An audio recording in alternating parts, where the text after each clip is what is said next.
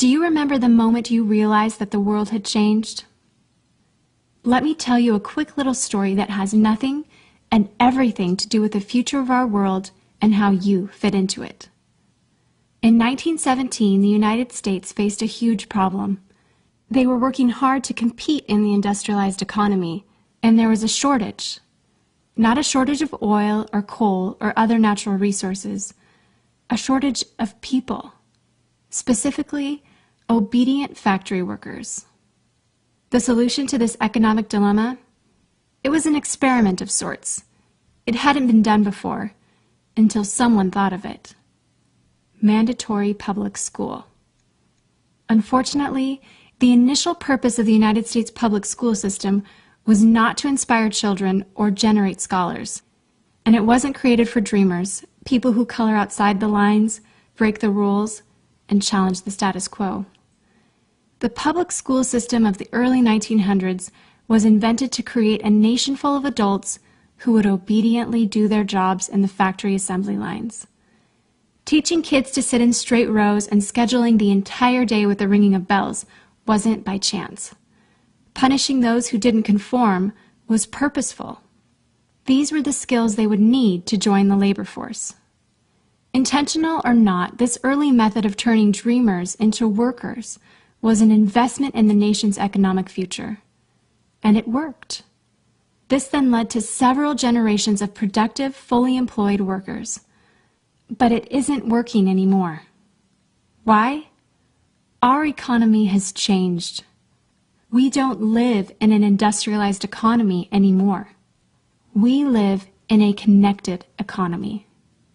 Right now, there are more users on Facebook than there were people on the planet 200 years ago.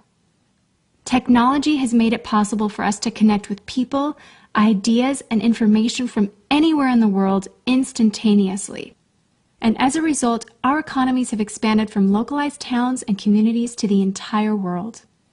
We have globalized trade in nearly every way. In the past, the obedient, do-what-you're-told without question people were rewarded for working hard and putting their dreams aside in order to toe the line. They were given well-paying jobs that led to long-term careers. They were guaranteed pensions, benefits, and the promise that they would always be taken care of. And they were. But that promise is gone for most of us today. Even if you have a white-collar job, the majority of white-collar workers are still working in a factory. Instead of operating a sewing machine or welding a widget, they now push pencils, type on keyboards, or process paperwork. It's still factory work because the entire focus of the day is spent on increasing productivity, which leaves little room for creativity, spontaneity, or individuality. The educated, hard-working masses are still doing what they're told, but they're no longer getting what they deserve. Even if you do everything you are told to do today, graduate from high school, go to college, get a degree, work hard in whatever job you can find, if you're lucky enough to find one, you're not guaranteed anything. Companies are being forced to change or die right now. Layoffs happen much more often than job openings appear, and the highest paying jobs are disappearing or heading overseas at an alarming rate. If you have a job where your boss tells you exactly what to do, he or she will always find someone cheaper than you to do it. Did you know that the average length of a job today is about 4.5 years? Contrast that to the 1960s when it was 40 years. The connected economy rewards a different group of people. It rewards the people who see things differently, who don't conform, people who have ideas that no one else has, people who are willing to work hard but know that the old way of doing things is broken. The connected economy rewards you not for being a cog in the wheel of life, but for standing up and reaching out. The connected economy rewards the connectors. Whether it's connecting a person to a person, a business to a business to a product, or a product to a person, those who learn how to connect are the ones who will survive and excel in the connected economy.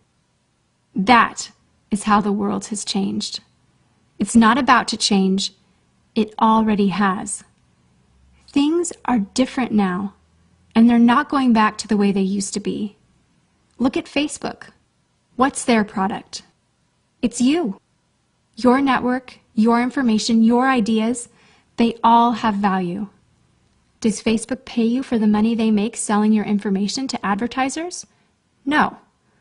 But we still use it because we have an innate desire to connect with people.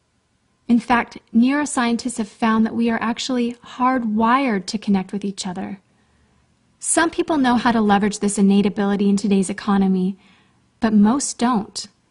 And because they don't know how to do it, most of them are paralyzed with fear, resisting the shift, despite clear indications telling them it's time to change. In 1917, a group of people performed an experiment that forever changed the way that we earned a living. The world today is facing another huge problem. We're facing a shortage of our own. Not a shortage of factory workers or consumers. The world has enough of those. We have a shortage today of dreamers and connectors. And so, we're holding our own little experiment. And you happen to be the subject of it. This 8-minute presentation was specifically designed to seek out and find the connectors around us. Those who recognize that we are on the brink of the next economic revolution, who are ready to thrive in the connected economy, and who are searching for the best way to do it. The internet and technology are rapidly changing the way that we do everything today, including how we make a living.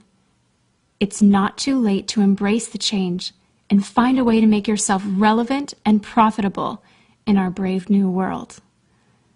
And that's why we've invited you here today. We've created something that rewards you for connecting. It pays you for bringing people together behind a cause, product, or idea. And we have systematized it and made it so that you can do it from anywhere, with anyone, at any time. If you are passionate about helping people, if you are passionate about changing lives, if you want to position yourself to be a capitalizing force within the connected revolution instead of just a bystander, let's start now. Do you remember the moment you realized that the world had changed? How about the moment you realized you could change with it? Are you ready for the details?